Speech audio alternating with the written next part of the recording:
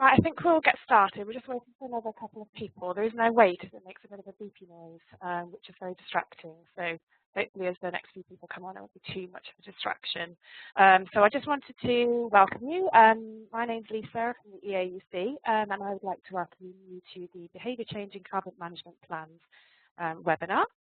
I'd like to say a big thank you to Richard Forshaw from ICE Create for doing this presentation. It actually came through an idea through the Positive Behaviours Community of Practice, and it's really great to see the community of practice really driving these sorts of webinars. Just a little quick word about the exchange. Obviously it launched back in September, delivered by the EAUC, funded by HESCI and led by Staffordshire University. These exchanges, and we've done quite a few now, which have been really, really popular. And they're free lunchtime webinars on a range of sustainability topics that can affect us all, and they can be run by anybody. So if you ever have any ideas or something you would like to share, please just get in touch with us and then we can get it arranged. So quick piece of housekeeping. Obviously, as you come on, I've muted everyone, and that just makes sure the sound and Richard is presenting is nice and clear and crisp. If you don't have a microphone, there is a chat function at the bottom right that you can use if you are having some issues, or I just need to mute a couple of people. There we go. So you can hear just a bit of noise, so I'll keep that monitored. Okay. The webinar will be via presentation, which you can now see on your screen. And then at the end, we'll go to questions. So if you have a question, if you could just signal in the message box at the bottom, and then Richard will come to you and unmute you, and you'll be able to say it out loud. If you don't have a microphone, then just type it in the box. And we'll keep an eye on them throughout, but if you could save your questions until the end. The webinar is being recorded, so if you know colleagues that wanted to log on, but we did reach capacity quite quickly, so you can have a look at it. They'll be on the exchange, and we'll send you a link to that when we send you the survey, which is a very short survey just to make sure you're happy with the webinar and to capture any ideas that you might have for any future webinar. Okay, so I think we've got pretty much everyone we're going to get now. So I'd like to hand over to Richard.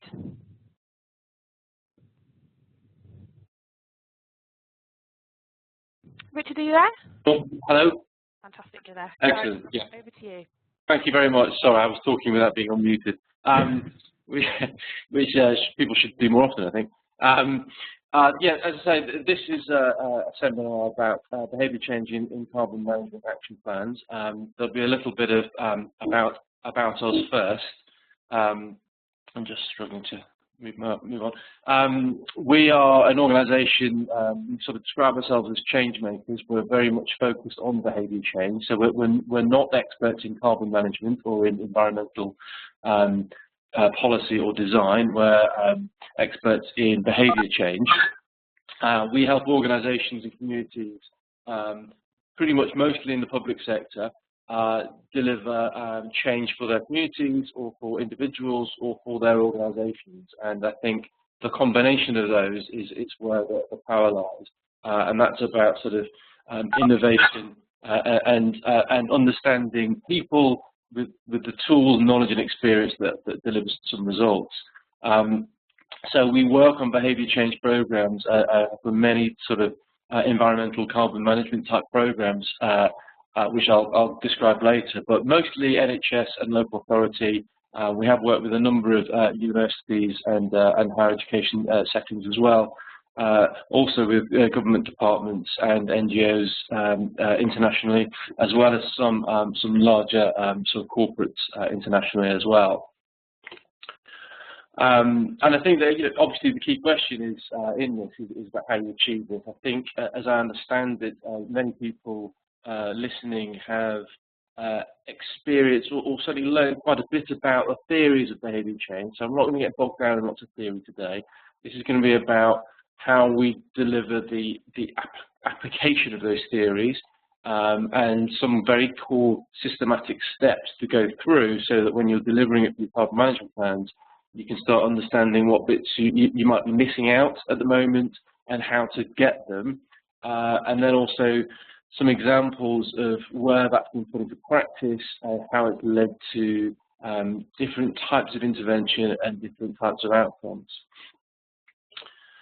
As I say, the key for me is that first word, that systematic process. I think I'll illustrate later how oftentimes certain steps in that process are not known about or forgotten about, so that the outcomes aren't quite right. But by trade, I'm a marketer, and what's got me into this is because it applies many traditional marketing principles and techniques.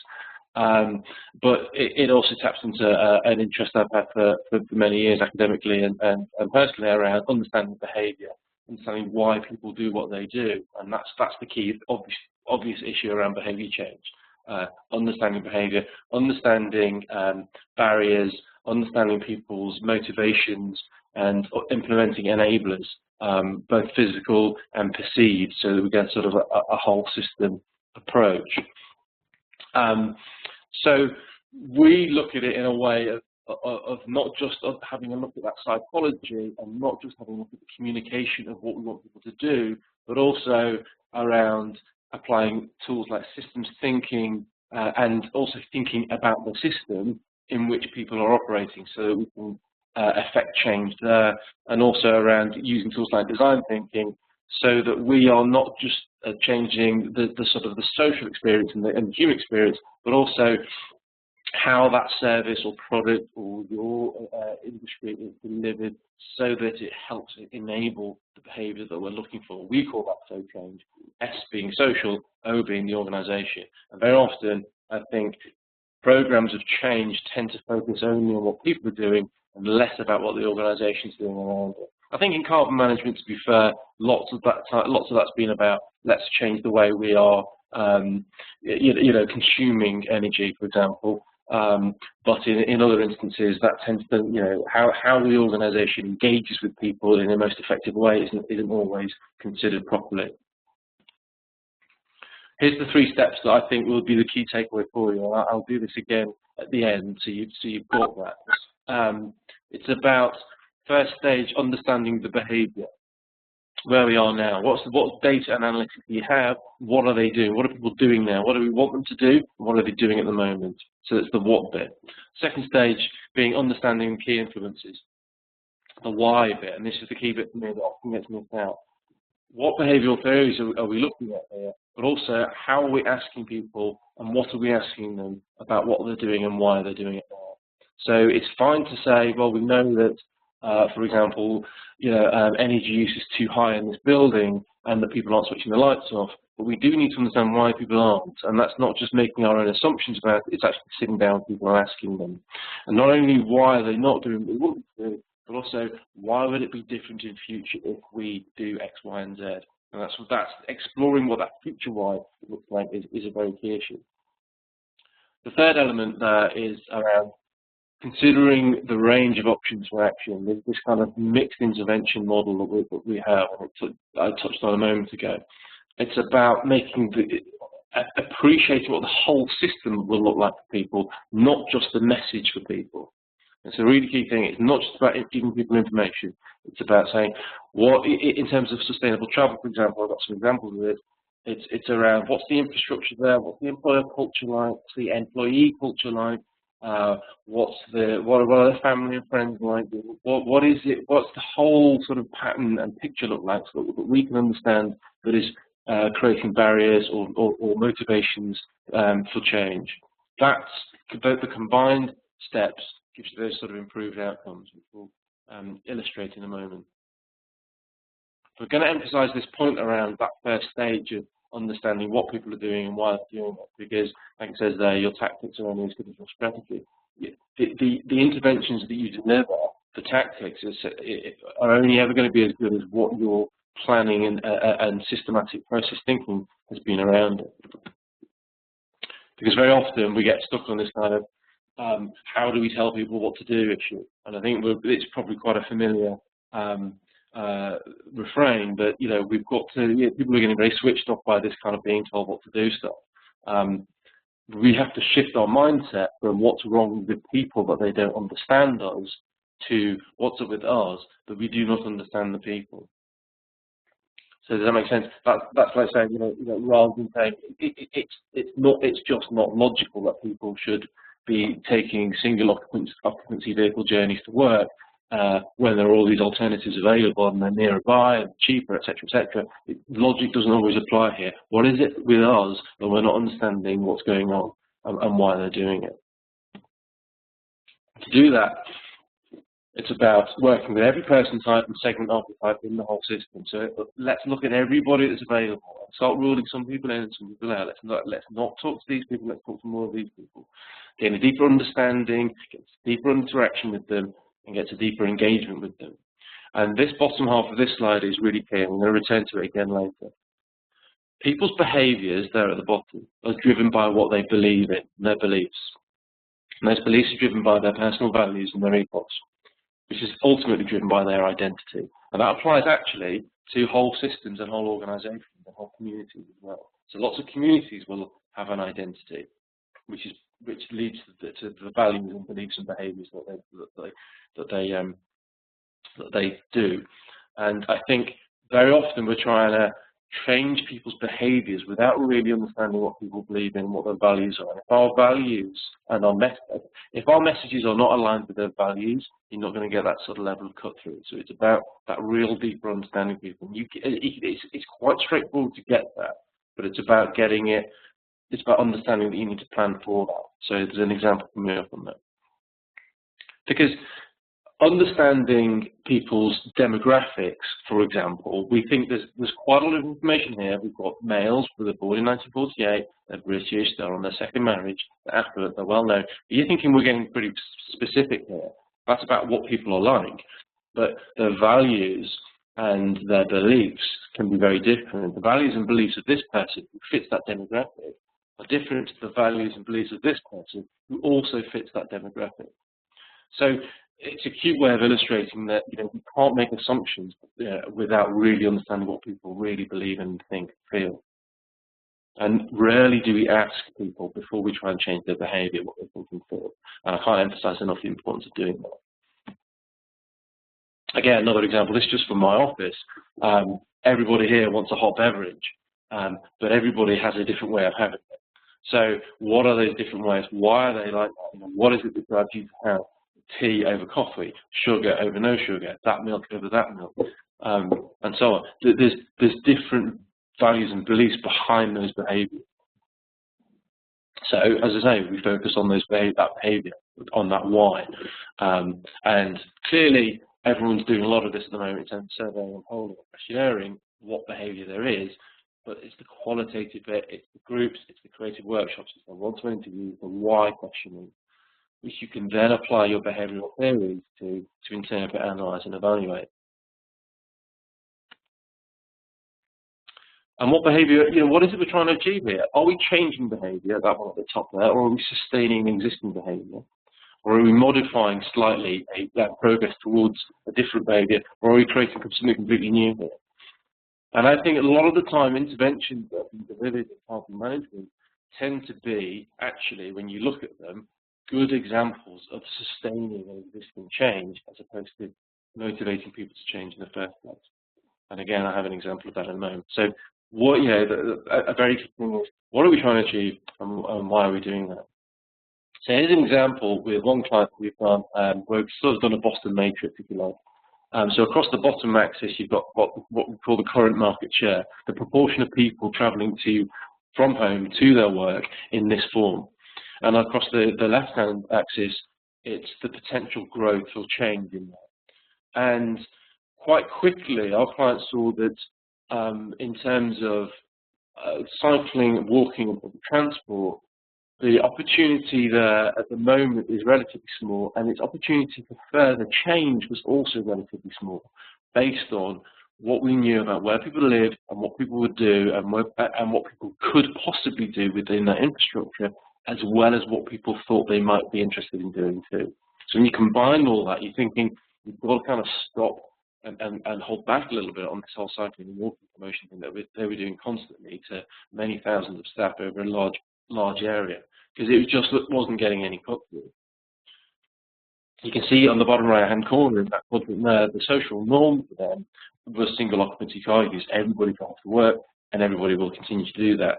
And exploring with them some of the kind of why is that, exposed quite a lot of that very illogical behaviour. It was actually far more difficult for them to drive, and more expensive for them to drive on their own in their car because of the parking concerns that they have, as well as congestion issues locally, than it would be to use any of these other alternatives. And yet it was still seen as their best of a bad bunch. And when you get into that set, you kind of understand, okay, that's where the challenge is now. Just by saying, well, you should cycle because it's cheaper, isn't getting the cut through because of all these other reasons behind it. You've got to do much more to make that difference. So their potential saviours, as we call that top left quadrant, are those ones where there's current fairly low take-up, but very high potential for them. And that was because park and ride was so popular in terms of as an unprompted opportunity for change. If people understood it and were saying, yes, we could do that, that's really brilliant. I would rather drive to somewhere, get a guaranteed space, and then park and ride in. Excuse me. Or indeed car share, when we understood what car share meant, and we'll talk about that more in a moment. The key being we can start exploring those and over time getting them into that top right-hand quadrant where you've got a greater current take-up of that and moving towards the kind of, and yet there's still more chance for more people to do more of that. So some of the behavioural theories that we're applying in some of these instances that I thought most relevant is that there are many and we apply lots to different programs depending on what they are. But some classic ones in terms of card management, like social norms theory. So single occupancy card journeys being a classic example. The pattern of behaviour in a particular group or community or culture or organisation accepted as normal and to which everyone's expected to conform. You know, it's just that's how you do it. America's a very, very great example of a whole nation which is driven by a social norm around single occupancy card journeys. Sometimes we need to explore non-conformity. So for one client around recycling, there was exploration of this kind of refusing to recycle. You know, what was that? This deviant behaviour. Sometimes it can be about where people are making deliberate changes to accepted behaviour. Like we've had to deal with stuff around, you know, rebels smoking in public places indoors and stuff. And there are interesting occasions when non-conformity becomes a sort of an accepted social truth. MMR being a great example of that, which is the measles, mumps, and rubella vaccine. Or indeed, with one client, they had a massive fall in recycling because there was a moment where people were talking about how recycling recycled materials were being sent abroad to be put into landfill, and they were saying, "Well, what's the point? I'm going to stop," and deliberately start putting. You know, it was a protest almost against it. So that's a different challenge than just that nobody's doing it at all. It's about some specific individuals doing specifically disruptive non-conformity. And then another example would be where it's related to social norms. It's around social cognitive theory. Humans modelling their behaviour based on what we observe and what we identify. And sometimes those behaviours aren't good, like smoking or poor diet, and sometimes those behaviours can be good. And we can start thinking, well, how do we get a tipping point where people start modelling everybody with those around them? Or how do we identify good champions that people will look up to and move with? A great example of that in travel planning, for example, has been around changing. You know, they wanted one client wanted the sort of the public front of their travel planning campaign to be someone who cycled to work every day. The challenge was, of course, that they also did Ironman at weekend and were just a kind of a non-typical archetype that people did not relate to. Actually, we chose instead a lady from reception who just decided to once a week cycle in. So that's evidencing that, you know, everybody knew her, everybody liked her, and everybody identified with her, and you know, and how she got into work. So her change made much more impact than someone who was sort of a bit more extreme in their behaviour. But the key one that we apply a lot of times, particularly in some of these examples, is stages of change theory. You might be familiar with it. It's about how people go through these sort of stages and will ping backwards and forwards through them as well, in reality. But it's about going from pre-contemplation, which essentially means not thinking about it at all. And that's where the social norm very often lies, just people doing what they do on a daily basis. It's not really concerning them at the moment. To contemplation, as in they are thinking about it, and to get there, there's been awareness building, there's been people saying this is something you need to do and think about. To then preparation, where they're looking for or seeking out information and making plans to change, to taking that action, often driven through incentives, to maintaining that behaviour through things like rewards and loyalty schemes. And as I say, people might well prepare to do something, get the relevant information and flick back to contemplation, or maybe even just give up entirely and say, you know what, I don't think about this anymore. We need to be mindful of the fact that too often our interventions in terms of getting people to change what they're doing start here. What information do we need to give people? And information does not change behaviour. Or here, where people are being given incentives to change. People are, people are being told that, oh, we can do these things and get this reward, or how about, how about cycling to work? We'll give you free doctor bike sessions, etc. Those bits are actually great for maintaining existing behaviour, and so they're not worth doing. But they are. You've got to remember that they are not the things that are going to change people out of here, where people are just not thinking about it at all. Essentially, what we're trying to do is get people to think about thinking about it. And at that point, you realise you've got to cut back quite a lot of your messaging and quite a lot of the noise around it, and start helping people get from that pre-contemplation to start then thinking about it. Because when they're in that, okay, now I'm thinking about it, they'll start seeking, or you can point them into, here's where the information is, here I can help you, I can hold your hand on this journey, if you like, to changing what you're doing. Very often, it's therefore about understanding what the benefits and barriers are for individuals. And sometimes it's about pushing those benefits up and about moving those barriers down. But like I said earlier, for that example,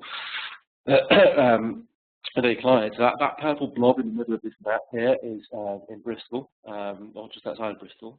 It's a hospital site, and there are around 9,000 staff. Each of those dots represents those staff, and the larger dots represent those who have got car parking permits. Now,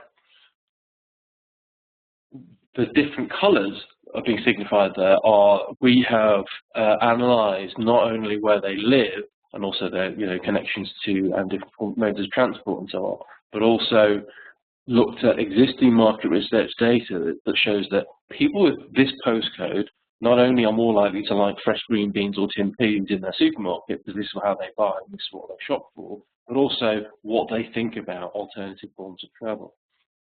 So already you can see the greener dots being those who are more likely to choose things like car sharing, public transport, cycling, walking, compared with those as you get towards the redder dots who are like, you know what, this is just not on my radar, I'm not interested, I don't believe in this, I think it's nonsense, etc. We might start to think about having to not talk to them just yet at this stage, not try and convert people who are just almost inconvertible at this stage. And also, and don't be fooled into thinking that the greenest dots are already doing it. They're not. These are parking permit holders who are doing single occupancy vehicle journeys. So we've already started to understand, well, here's the what, here's what people are doing and thinking. How can we get them, we're interested in getting them to do car sharing, for example. How are we going to get them to understand what that is? What are the barriers and motivations for doing, for sharing their car? So here's what people were telling us. Actually, car sharing is massively misunderstood. So where people have programs of work saying you should do this car sharing, well, you see signs all over, I see them wherever they go, do your car sharing. People don't understand what it is in most instances. Some people actually thought it meant actually lending your car to someone else so that they could drive it instead. And you can see how they thought that. It's not necessarily a stupid response. So it's unfamiliar. Some of the processes around it felt overly formal, as in, actually what we're asking is for people to give people a lift, yet it was created as though it was something that you have to get involved in. It's something you have to do 5 days a week. there's a reluctance and a hesitation to enter into this binding long-term agreement. It's like a marriage. But people say, I'm not sure if I can be relied on because I have different things at work, this happens, that happens.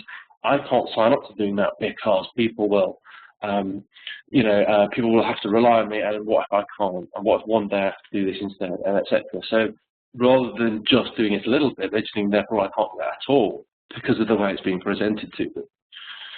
And also there was something quite British, quite cute about this, where there were people finding the kind of the matching, the idea of, can you identify with someone? We will match you up with somebody you can also you could give a lift to because they live near you.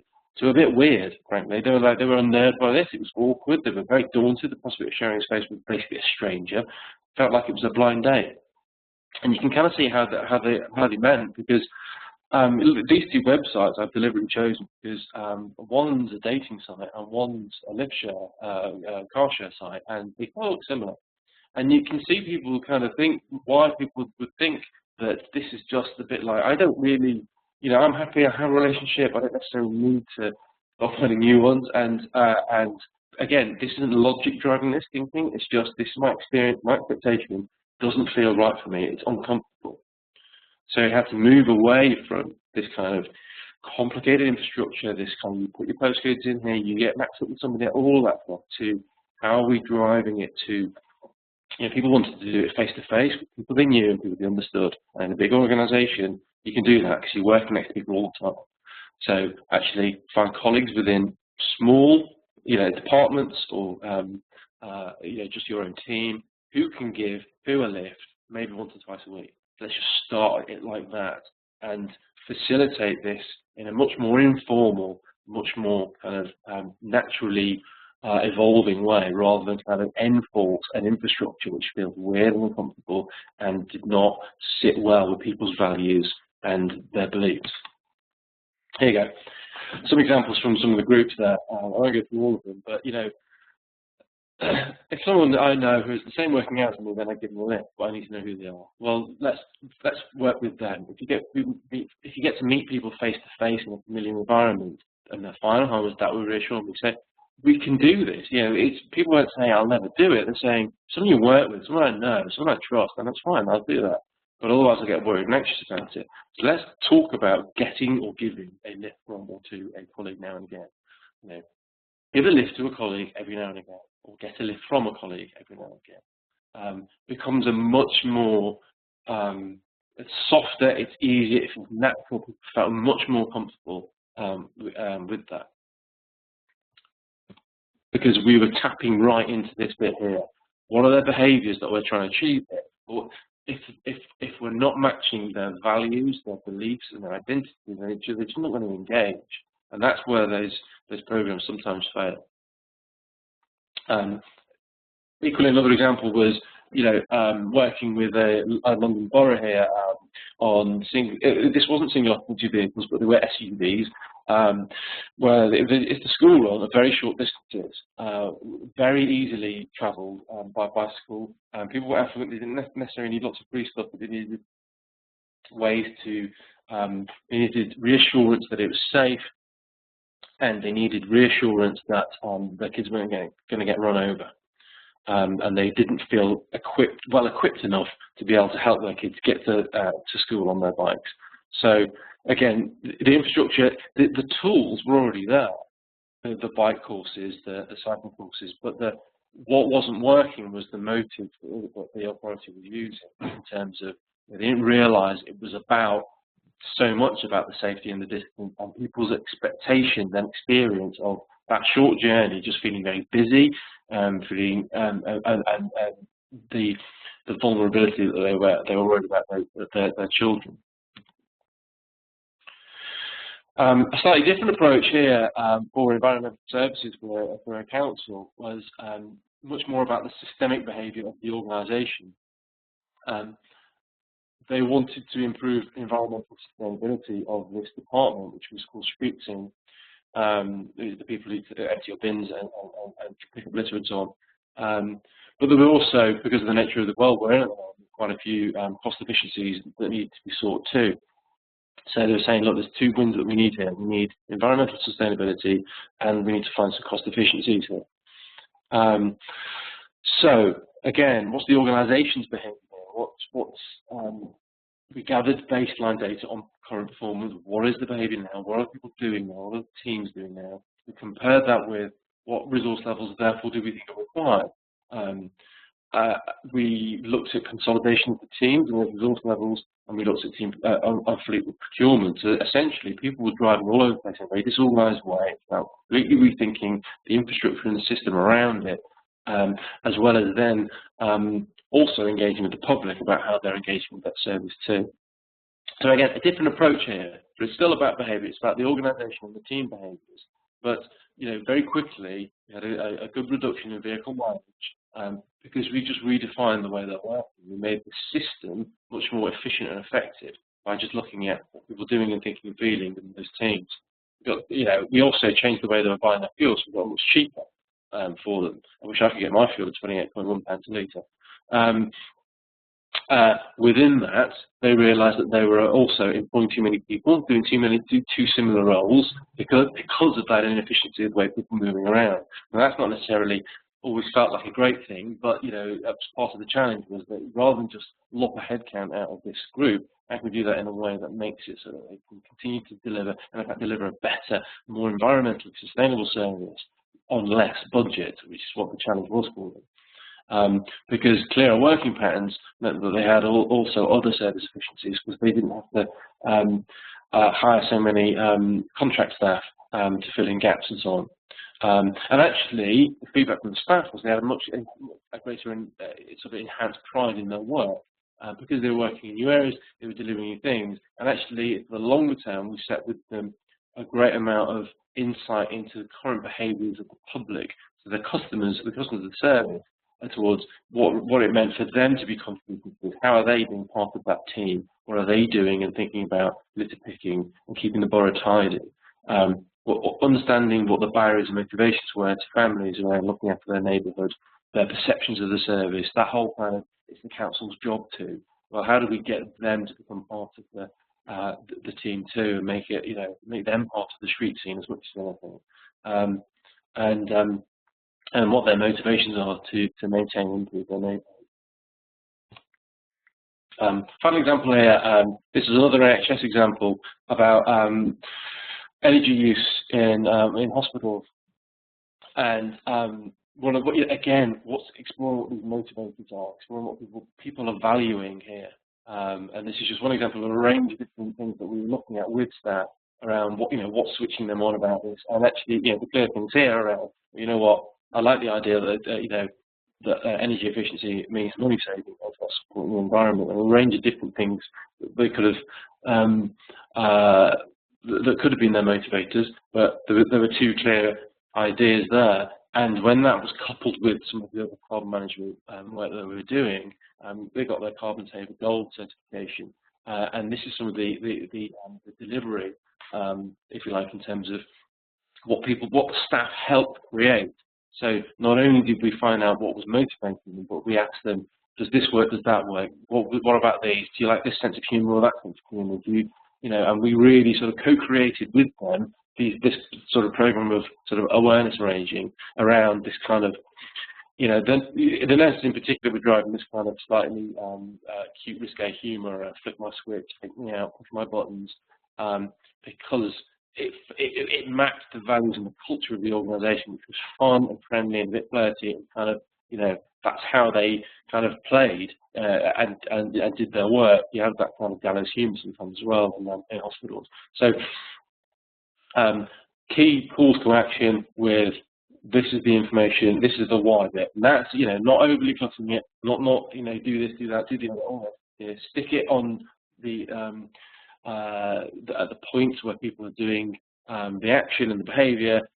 So where the bins were, it's like taking out, or make sure you're doing your bits to recycle here, and this is all on the bins. And we set up great recycling centres within each of the wards, so that it's the staff. What the staff were doing was that they were doing their bit to contribute to this. And like I say, there it is on push my buttons on the on the photocopier. Just getting that kind of, make sure you switch me off because, and it was everywhere, and it continues to be, and they're on the third iteration of the program of work now. Sometimes it's about doing the other way. So those words are swapped around there. It's not about promoting benefits, it's about reducing the benefits, it's about promoting those barriers. It's about making things harder. I think previously it's about making stuff fun, easy, and popular. But in this sense, it's around making things sort of difficult, awkward, or harder to implement. Particularly that way, you're getting much more into the psychology of things. Very often in our line of work, that's around our usual lifestyle behaviour issues around, say, diet and smoking, for example. How do we make things slightly more difficult, slightly harder to do, or you're less likely to engage in? But for me, the opportunity there is to sometimes you can do both at the same time. We map our opportunities on a matrix like this around what people's on that vertical axis, what people are actively doing or passively doing, as in consciously or unconsciously, and whether people are being rewarded or, if you like, punished, or if there's an incentive or disincentive in that sense. So that top right-hand quadrant that says hug on it, that's where there's a high level of awareness and a high reward for action for doing it.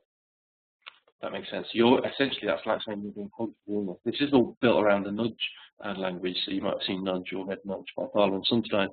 So that bottom right-hand quadrant there, it's where there's low passive awareness, so you're subconsciously doing something, but you're actively doing something at the same time. A great example of that is, for example, a speed bump. You have to slow down because there's a bump in front of you. There's something physically making you do that, but you're not.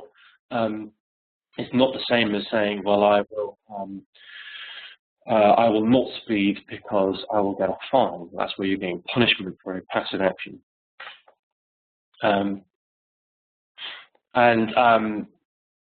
Likewise, you can see how that works. Therefore, you've got your smacks and your shoves. You've got kind of something you're doing deliberitely because of a fine or something like that. So where we've looked at a range of interventions in sort of carbon management type issues around, for example, travel or around energy use, we will look at what are the things that people will need to do, what we make them do that we have to do, so you can punish them and you can disincentivize them.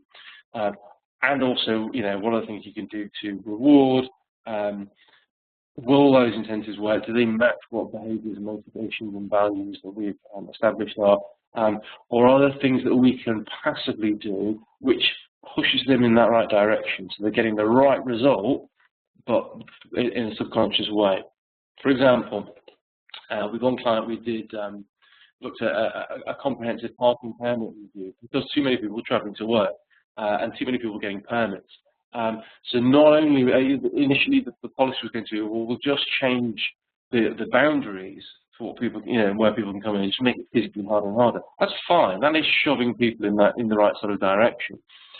But the processes, payment for the parking permit was very much an unconscious one because it came directly out of a salary every month. So you didn't even know you were doing it. So you didn't sign up for it, and then it would trickle out, and you didn't even notice. No, you read their pay slips in that level of detail. It just came out as a line, almost like tax. Well, you've got to make this more conscious, make it more physical and recurring, so that there's a constant reminder that you're spending and spending and spending, rather than this automatic salary reduction thing.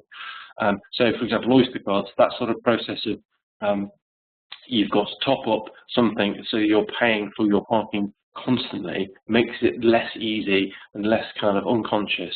We also make people more conscious about what they're doing here, not less conscious.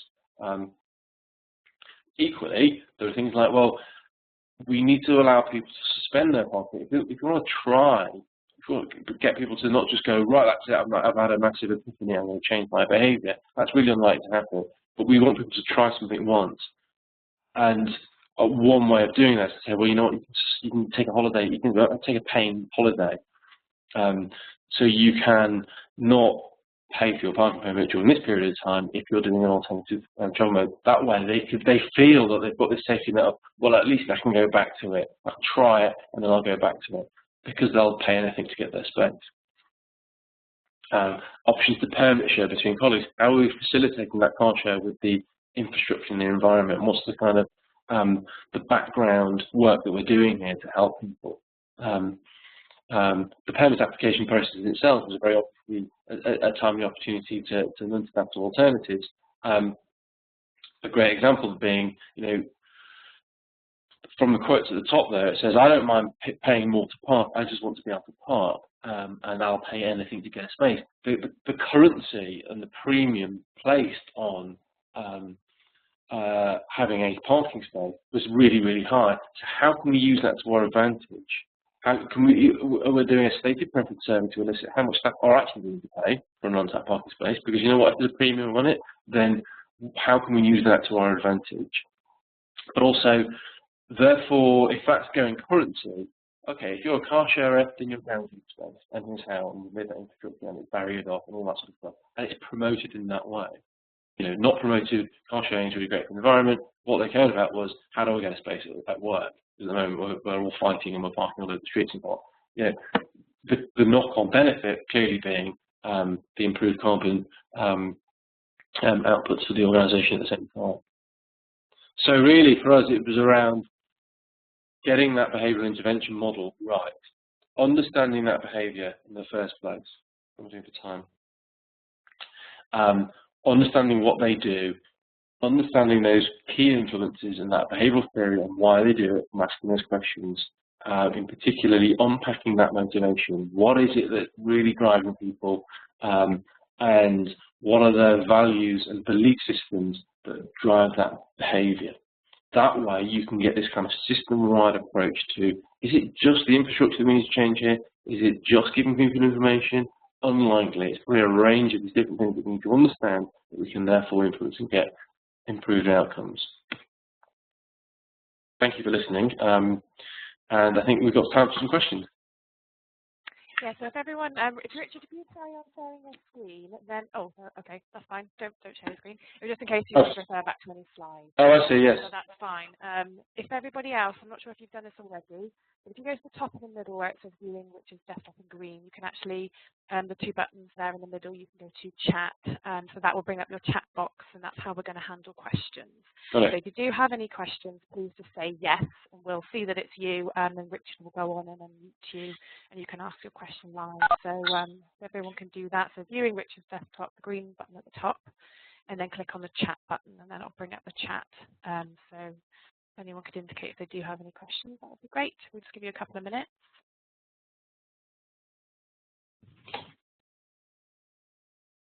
I guess I can ask a question. Richard, are there any kind of classic mistakes made? Oh, Kim, I know has got a question now, so let's go for Kim actually. Okay. So have you got your participant box up? We can unmute. I've got the chat box up. Right, I'll unmute. Right, Kim, if you go for it, go for your question. I've unmuted you now, so go for it. Kim, I don't think we can hear you, so yeah, type it in the box, please. Just wait for Kim to type her question. So the question I was going to ask, Richard, were there any kind of classic errors made in approaching this sort of work in the education sector? Yeah, absolutely. I mean, for me, and we talk about it time and time again, so it's not a great surprise, but it's about too quickly getting to what's the information that we need to give people. Let's give people information, and that'll be enough. And if that was enough, then nobody would smoke, nobody would drink. People know that these things are bad for them. Nobody would have any of those sort of behaviours. So we have to move beyond just giving out information and really get back to grips with what is it that people think, feel, and do, and what's around it that we can help change. So don't go for information first. Stop and think, and really make sure that everyone's understanding what people are doing and why. Okay, great. Kim's typed a question in for me, so I'll read that out. Kim was wondering if you have any data as an average percentage that behaviour change techniques can actually save. 10% is often bandied about, and she's wondering if you had anything to say about that. Say that again, 10%? So any data on average percentage that behaviour change techniques can save. She's saying that 10% is in energy, 10% energy saving. Oh, in energy, I see. I don't have that myself to hand. I mean, I could probably have a. Would you comment on the 10%? Do you think that's about right? 10% of what? I'm not sure what it's measuring. So behaviour change techniques like this can give you a 10% saving in energy. So all of those. Saving in energy. I see. Yeah. I mean, I think it's probably not unreasonable to make an estimation like that. I mean, for me, the way we've worked on that with others is let's look at if 10%, for example, was a target, and I think that's not necessarily an unrealistic one in terms of we need to save this much. The question for me is like, what are the processes for getting there, and where are people now, and what's that distance like? That's how we've approached it with other jobs in this sort of area. Like it's fine for people to say we want 15% of people to travel to work by bike, but you know how what are people like? What volume of staff are able to do that? Now I think there's something about if 10% saving is there, then what are all the elements that contribute towards that? And a behaviour change might be there. I would think that how you would quantify what 10% meant in terms of actual behaviours. So if that meant, therefore, if you then explored that, well, actually in this building it meant that nobody could turn the light on, it becomes an unrealistic expectation. Do you know what I mean? So I think it's difficult to just say, yeah, 10% possible, because it depends what has to contribute to getting, what behaviour change has to contribute to getting that 10%. Great. I'm not sure if I'm answering the question very well. Kim was just clarifying to me that 10% came from a HESKI consultation. Yeah. So it was just interesting to see your kind of take on that. That's from an actual piece of consultation, and you've done obviously a lot of work in the sector, which is interesting. Yeah. I mean, I think it's. I think the challenge for me has to be getting people to try and avoid replicating work that's done everywhere else. Wherever I go, the culture of an organisation, for example, is very different to the culture, even one down the road. So I'm working for 3 different organisations, all on the same business park, all around reducing sort of their carbon output, and resolving some travel issues that they have in terms of congestion. But the organisational cultures in each of them are very, very different. And I think the idea that one of these clients would be able to deliver the same proportion of change as another one is quite challenging, because where they're starting from is a massively different baseline in terms of culture, in terms of volume of people, and in terms of the things that people need to do. And I just think you need to make sure that the steps that people can take are realistic enough. So actually, it's probably better to say we'll get a 5% saving here by getting people to do a smaller step than aiming to do 10% change, but that requires people to do a much bigger leap in terms of where they are now and where they are in the future. Because you've got to remember, we're going back to that slide. I'm not sure if I can now. It's frozen up. Going back to this one. You've got to remember that it's getting people from that pre-contemplation stage, thinking about it, is 9 times out of 10 the biggest issue that we face. Not about the action issue, which is where you're going to start getting that change. Oftentimes, before you get to this action, you've got to get people to even start thinking about it. You've got to build that volume of people willing to change first. It doesn't sound unrealistic, but I think I would be wary of saying, yeah, you can apply that as a blanket anyway. Okay, great. Thanks, Richard. Just one more question from Emma Yep. House. She notes that her biggest issue is getting senior management to agree to the initial survey. Do you have any tips for how to convince them to let a survey? And she does just say, I'm guessing the answer is that you don't know SMT's motivation sufficiently, and do you think that's Yeah, you're learning. That's brilliant. Because oftentimes, behaviour change applies internally as well. And part of sometimes what we have to do is do very similar pieces of work. And again, I think this goes back to this slide, well, it's that bit here, this unpacking the motivation. This is about the organisation's identity, values, ethos and beliefs. Because actually, in some organisations, getting sign-off to a survey like that isn't about money. It's about, you know what, we value this, is really important, we really believe that by doing a behaviour change program like this will work, therefore we will sign this off. That's their behaviour. I think the clear challenge for you is that the beliefs and values of the senior management team are not aligned with what we're trying to get them to do. Now, do I have any tips on how to do that? Yeah, you've got to get into that kind of, well, let's explore what they're like. You know, you've got to get them to walk the talk. If they've set, if somewhere it says corporately we must do X or Y, then you've got to refer back to that and say, you've said this is important, but you know, you now need, your behaviour needs to match this.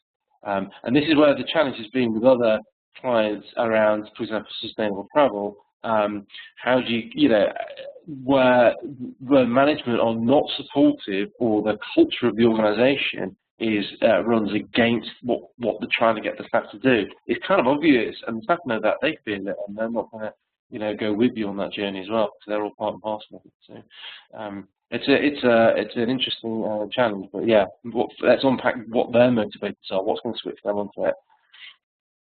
Thank you for the comments as well. Okay, great. Thanks very much for that, Richard. I think we're coming to the end of our time now, so just want to say thank you to everyone for joining us, and a huge thank you to Richard. I think we all got some really interesting insight on that.